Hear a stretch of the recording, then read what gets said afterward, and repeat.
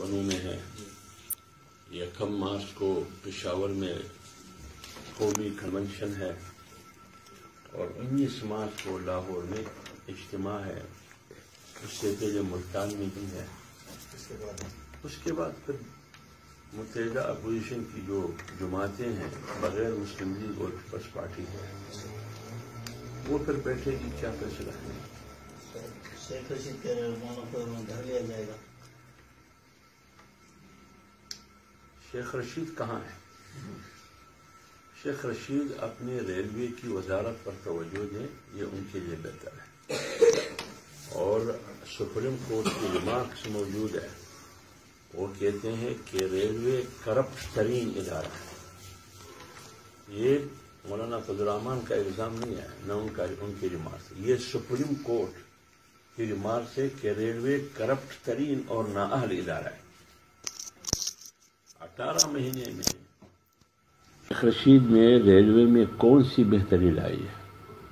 ایک حادثے میں 74 افراد جان بحق ہوئے۔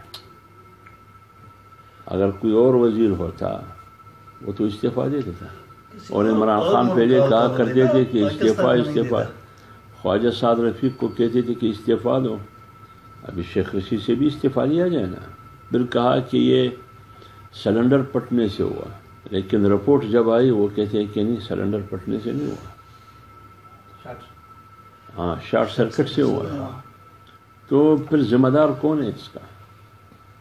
اس کو چاہیے کہ وہ اپنے وزارت پہ توجہ دے تاکہ اس کے ذریعے غریب عوام کو فائدہ پہنچے، یہ ادھر کی باتیں نہ کرے۔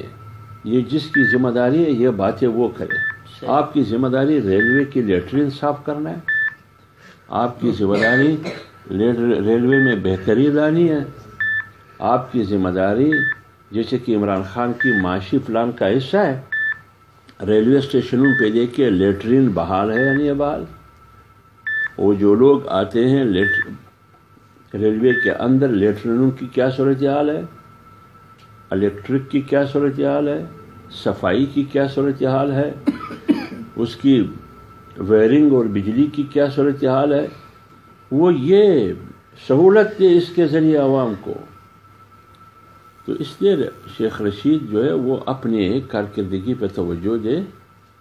مولانا فضل الرحمان کو سمجھنا یا ان کی سیاست کو سمجھنا یا اپوزیشن کی سیاست کو سمجھنا یہ ان کا کام نہیں ہے، بس وہ اپنے گیٹ نمبر 4 کی وفاداری بخوبی سے ادا کرے، یہ ان کے لیے بس بہتر ہے۔